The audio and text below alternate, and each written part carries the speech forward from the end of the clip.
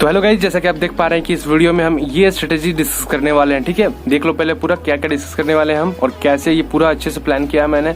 और देखो यहाँ पे ये भी डिस्कस करेंगे कि डेली क्या क्या करना है, और बात रही कि इंग्लिश में क्या क्या पूछा जाता है वो भी यहाँ पे एक्सप्लेन है। ठीक है, तो इस वीडियो में बहुत अच्छे से स्ट्रेटेजी फॉलो करने वाले हैं भाई। देखो अभी बच्चा कितना है हमारे पास, दिन बच्चा लगभग हमारे पास 2 से लेकर 20 तक मानते हैं, क्योंकि अगर देखा जाए तो 22 से 26 अगस्त तक एग्जाम है। 22 से 26 अगस्त तक हम तो यही मान के चल रहे हैं ना। तो ठीक है, तो 2 से 20 नहीं, 2 से 21 मान लो, क्योंकि एक दिन रिवीजन के लिए भी रख लेते हैं, क्योंकि 22 को एग्जाम है। अगर 22 को आपका पड़ जाता है तो फिर उसके बेसिस पे हम डिस्कस करेंगे। ओके, तो देखो अब बात आती है कि भाई स्ट्रेटेजी क्या होना चाहिए। हमारे पास 20 दिन है, लगभग 20 दिन है, क्योंकि 2 तारीख आज है और हम बात करेंगे 21 तारीख तक। ठीक है, जैसा कि आप देख पा रहे हैं 21 तारीख तक। अब देखो स्ट्रेटेजी बनाना कैसे है, जैसा कि पूरा फॉर्मेट देख पा रहे हो कैसे। यहाँ पे मैथ लिखो, डेट लिखो, मैथ लिखो और फिजिक्स लिखो और इंग्लिश लिखो। देखो डेट के नीचे मैंने पूरा अच्छे से सारा डेट 21 तक लिख दिया है। ठीक है, ओके, और बीच बीच में इसलिए गैप दे दिया थोड़ा सा अच्छा लगने के लिए, नहीं तो पूरा थोड़ा सा कॉम्प्लेक्स हो जाएगा, मतलब दिखने में अच्छा नहीं लगेगा। ठीक है, तो इस वजह से मैंने क्या किया कि थोड़ा सा एक बीच में एक गैप दे दिया है। ओके, तो अब आते हैं कि मैथ में भाई कैसे कैसे करना है। देखो कोई भी, जैसे मैथ हो, फिजिक्स हो, इंग्लिश में हो, तो भाई 6 तक आपको टाइम है कि आप सिलेबस तक देख सकते हैं। जो सिलेबस आपका बचा हुआ है वो 6 तक आप देख सकते हैं। अगर आपका सिलेबस कंप्लीट है तो बहुत बढ़िया। ठीक है, तो पहले 6 तक सिलेबस कंप्लीट वाला रखो, फिर 11 तक रखो, 7 से लेकर 11 के बीच में रखो हाफ कंप्लीट, जो कि थोड़ा बहुत मतलब कंप्लीट है। ठीक है, और हाँ फिर क्या करना है कि 12 से लेके 12 के बाद कोई नया चीज नहीं पढ़ना है। 12 से लेके 21 तक कोई नया चीज नहीं पढ़ना है, बस रिवीजन इसमें होना चाहिए। ठीक है, तो इसमें जो आपको हार्ड सेक्शन लगता है, देखो लास्ट में क्या करना है कि जैसे लास्ट के 5 दिन जो बचते हैं, लास्ट के 5 दिन उसमें इजी वाला रिवीजन किया जाता है। इजी वाला करने से क्या होगा ना, इजी वाला करने से यही होगा कि जैसे कि आपका कॉन्फिडेंस थोड़ा बूस्ट होगा उस टाइम, और उस टाइम जब कॉन्फिडेंस अच्छा रहेगा तो एग्जाम में आप अच्छा कर पाओगे। ओके, तो इस वजह से मैंने ये इजी वाला रखा है, और ये आपका हार्ड वाला हो गया इसके ऊपर थोड़ा सा। तो ओके, ये हो गया। तो अब बात आती है मैथ्स की। ठीक है भाई, तो देखो मैथ्स यहाँ पे है, तो मैथ्स में पहले हमने रख लिया, जैसे कि कुछ जो सिलेबस, मान लो ये मेरा कोऑर्डिनेट ज्योमेट्री कंप्लीट नहीं है, तो मैंने वो वाला रख लिया, कितना दिन में कंप्लीट कर लूंगा मैं। ओके, और फिर इसके बाद क्या करना है कि ये उसके बाद अपना जैसे कि रखना, अगर ये फॉलो करना चाहो तो भी बहुत बढ़िया। ये पूरा मैंने सिलेबस बस केवल इतने दिन में अच्छे से कंप्लीट किया, कोई आपको भारी नहीं लगेगा। मतलब पहले प्लस पॉइंट ये है कि इसमें कोई आपको ज्यादा बर्डन फील नहीं होगा कि मतलब कि इतना सिलेबस इतना ज्यादा। ये मैंने एक चैप्टर, 2 चैप्टर, एक चैप्टर बस, और जो बहुत ज्यादा शॉर्ट चैप्टर है जैसे सेट थ्योरी हो गया, तो उनको थोड़ा मिक्स करके मैंने 2 चैप्टर ऐड कर दिया है। ठीक है, तो ऐसे मन के करके पूरा स्ट्रेटेजी ये बनाया है।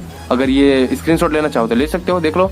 ओके, तो ये हो गया भाई मैथ्स का। ओके, लास्ट में क्या किया मैंने, देखो लास्ट में याद रखना ये कि यहाँ पे देखो इंपॉर्टेंट फॉर्मूला लास्ट दिन 21 तारीख को इंपॉर्टेंट फॉर्मूला जितने भी आपके हैं, अगर फ्लैश कार्ड्स अगर यूज करते हो तो अगर वो आपके पास है तो उनको रिवीजन कर लेना।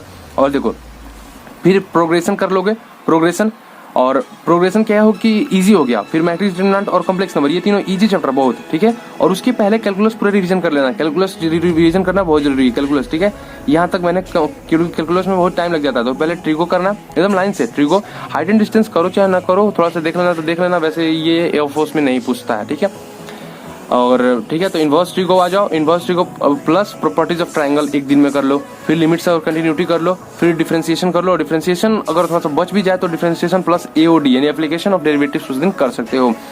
फिर 17 तारीख को क्या करना है, इंडेफिनिट इंटीग्रेशन, और 18 को डिफिनिट इंटीग्रेशन और एओआई भी कर सकते हो, क्योंकि देखो एओआई बहुत छोटा सा चैप्टर है, बहुत थोड़ा सा चैप्टर है boss.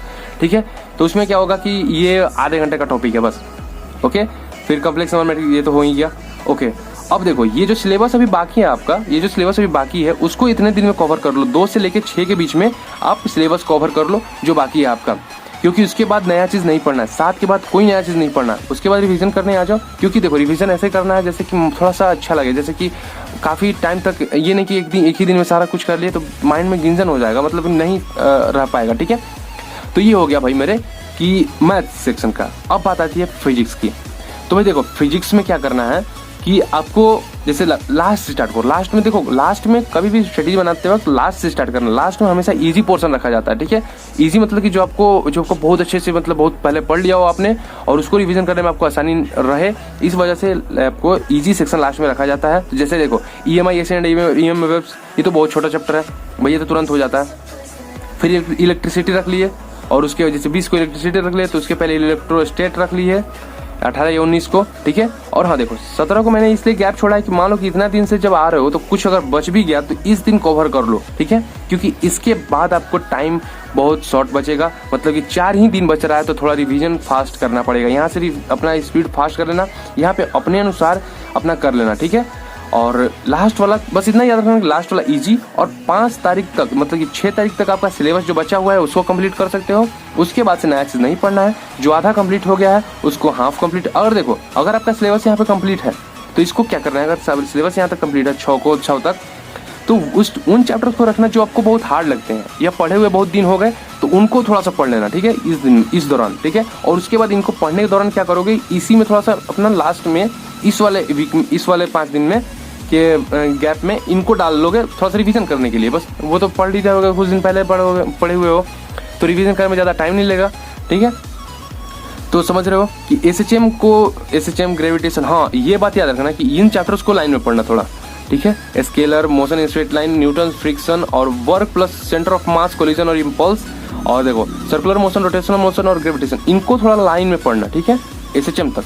Circular motion, rotational motion और सेंटर ऑफ मास को भी ले लो, सेंटर ऑफ मास और circular motion, rotational motion, gravitation और एसएचएम, ठीक है। इन चैप्टर्स को एकदम एक साथ पढ़ना, और हीट वाले पोर्शन को एक साथ, ठीक है। इसमें 5 पार्ट है तो ये कर लेना। और हाँ फ्लूइड से क्वेश्चन बहुत ज्यादा इंपॉर्टेंट आते हैं तो इसको भाई छोड़ना मत। और रे और वेव ऑप्टिक्स से तो भाई वेव से तो बहुत कम, लेकिन रे से कंफर्म रे से क्वेश्चन आएगा, ठीक है।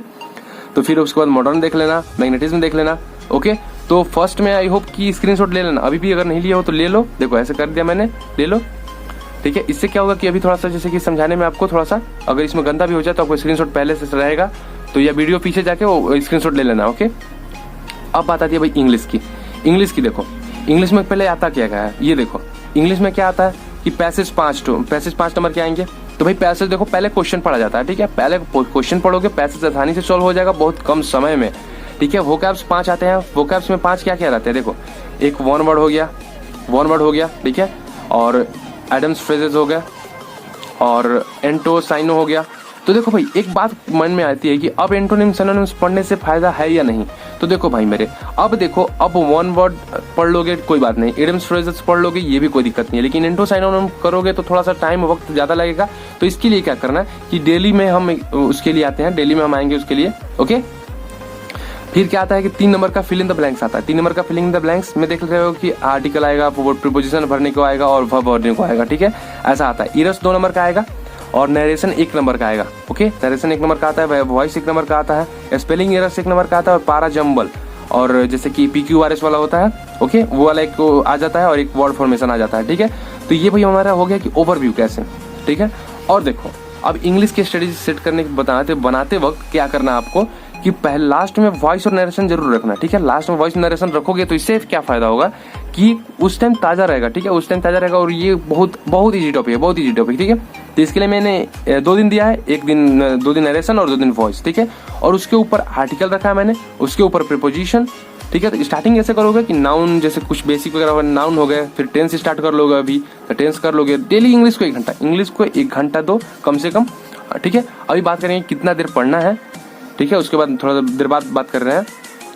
देखो पहले बेसिक रख लिए, फिर जो बात आती है टेंस की, तो टेंस अगर कर लो टेंस कर लो, फिर सिंटेक्स कर लो, फिर प्रीपोजिशन कर लो, फिर आर्टिकल, और फिर आर्टिकल के बाद नरेशन वॉइस कर लो, ठीक है। तो इतना सारा कुछ हो गया। अब भाई बात यह है कि पढ़ना कितना है, तो कम से कम इंग्लिश को 1 घंटा दे दो, और फिजिक्स को कितना, तो फिजिक्स को 2 घंटा मिनिमम, ये मिनिमम बात कर रहे हैं, उसके बाद जितना दे सकते हो उतना दे दो, ठीक है।